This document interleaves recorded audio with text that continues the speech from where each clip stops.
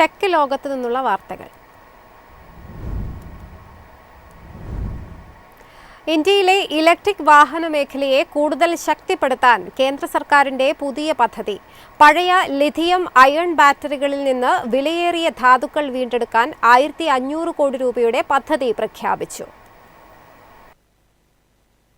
ഇന്ത്യയിലെ ഇലക്ട്രിക് വാഹന വ്യവസായത്തെ ശക്തിപ്പെടുത്തുന്നതിനായി 1500 കോടി രൂപയുടെ critical mineral recycling incentive scheme കേന്ദ്ര സർക്കാർ പ്രഖ്യാപിച്ചു. 2026 ബാറ്ററി ഉച്ചകോടിയിലാണ് കൽക്കരി ഖനി മന്ത്രാലയം പദ്ധതി അവതരിപ്പിച്ചത്. പഴയതും ഉപയോഗശൂന്യവുമായ ലിഥിയം അയൺ ബാറ്ററികൾ ശാസ്ത്രീയമായി പുനരുപയോഗിച്ച് അവയിൽ അടങ്ങിയിരിക്കുന്ന ലിഥിയം, കൊബാൾട്ട്, നിക്കൽ തുടങ്ങിയ വിലയേറിയ ധാതുക്കൾ വീണ്ടെടുക്കുകയാണ് പദ്ധതിയുടെ പ്രധാന ലക്ഷ്യം. ഇലക്ട്രിക് വാഹന ബാറ്ററികളുടെ നിർമ്മാണത്തിന് അനിവാര്യമായ ഈ ധാതുക്കൾ നിലവിൽ ഇന്ത്യ വലിയ തോതിൽ വിദേശത്തു നിന്നാണ് ഇറക്കുമതി ചെയ്യുന്നത്. പുതിയ പദ്ധതി വഴി അസംസ്കൃത വസ്തുക്കളുടെ ആഭ്യന്തര ലഭ്യത വർദ്ധിക്കുകയും ഇറക്കുമതി ചെലവ് കുറയുകയും ചെയ്യും. ഇന്ത്യയിൽ ഇലക്ട്രിക് വാഹനങ്ങളുടെ ഉപയോഗം വേഗത്തിൽ വർദ്ധിക്കുന്ന സാഹചര്യത്തിൽ ലിഥിയം അയൺ ബാറ്ററികളുടെ വാർഷികാവശ്യം 2022 20 ജിഗാവാട്ട് മണിക്കൂറിൽ നിന്ന് 2030 220 ജിഗാവാട്ട് മണിക്കൂറായി ഉയരും എന്നാണ് കണക്ക്. 2018-19 $1.2 ബില്യൺ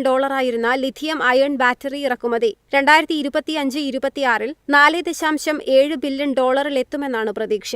ഈ സാഹചര്യത്തിലാണ് ബാറ്ററി റീസൈക്ലിംഗ് പ്രോത്സാഹിപ്പിക്കുന്ന പദ്ധതി സർക്കാർ നടപ്പാക്കുന്നത്. ശക്തവും സ്വാശ്രയവുമായ ബാറ്ററി ഇക്കോസിസ്റ്റം വികസിപ്പിക്കുകയാണ് ലക്ഷ്യമെന്ന് കേന്ദ്രമന്ത്രി ജി കിഷൻ റെഡ്ഡി വ്യക്തമാക്കി. ഇതിനൊപ്പം രാജ്യത്തുടനീളം നിർണായക ധാതു സംസ്കരണ പാർക്കുകളും കേന്ദ്രങ്ങളും സ്ഥാപിക്കാനുള്ള നടപടികളും പുരോഗമിക്കുകയാണ്. News desk Myfin TV. Japanese ഇരുചക്ര വാഹന നിർമ്മാതാക്കളായ കവാസാക്കി ഇന്ത്യൻ വിപണിയിൽ നിഞ്ച 500 അവതരിപ്പിച്ചു. നിഞ്ച 500 ഇന്ത്യയിൽ നിർത്തലാക്കുമെന്ന അഭ്യൂഹങ്ങൾക്കിടെയാണ് പുതിയ പതിപ്പ് പുറത്തിറക്കി കമ്പനി ശ്രദ്ധ നേടുന്നത്. ജാപ്പനീസ് ടൂ വീലർ ബ്രാൻഡായ കവാസാക്കി പുതിയ 2026 കവാസാക്കി നിഞ്ച 500 ഇന്ത്യൻ വിപണിയിൽ പുറത്തിറക്കി. 5.76 ലക്ഷം രൂപ എക്സ് ഷോറൂം വിലയുള്ള പുതിയ മോഡലിന്റെ പ്രധാന പ്രത്യേകത E20 ഇന്ധന അനുയോജ്യതയാണ്. രൂപകൽപ്പനയിൽ വലിയ മാറ്റങ്ങളൊന്നുമില്ല. ഷാർപ്പ് ബോഡി വർക്ക്, ഇരട്ട LED ഹെഡ്ലൈറ്റുകൾ, muscular fuel tank, full fairing design എന്നിവ പഴയതുപോലെ തന്നെ തുടരുന്നു. ലൈം ഗ്രീൻ നിറത്തിലും ബൈക്ക് ലഭ്യമാണ്. സ്മാർട്ട് ഫോൺ കണക്ടിവിറ്റിയുള്ള digital LCD instrument cluster, LED lighting, dual channel ABS, USB charging port തുടങ്ങിയ ഫീച്ചറുകളും ബൈക്കിലുണ്ട്. 451 cc liquid cooled parallel twin engine 45 bhp കരുത്തും 42.6 ന്യൂട്ടൺ മീറ്റർ ടോർക്കും ഉൽപ്പാദിപ്പിക്കുന്നു. 6 സ്പീഡ് ഗിയർ ബോക്സും അസിസ്റ്റ് സ്ലീപ്പർ ക്ലച്ച് സ്റ്റാൻഡേർഡായി ലഭിക്കും. മുൻവശത്ത് ടെലിസ്കോപ്പിക് ഫോർക്കുകളും പിന്നിൽ മോണോഷോക്ക് സസ്പെൻഷനുമാണ് നൽകിയിരിക്കുന്നത്. CBU യൂണിറ്റായി ഇറക്കുമതി ചെയ്യുന്നതിനാൽ മുൻ മോഡലിനേക്കാൾ 10,000 രൂപയുടെ വിലവർധനവും പുതിയ നിഞ്ച 500-നുണ്ട്. News desk Myfin TV.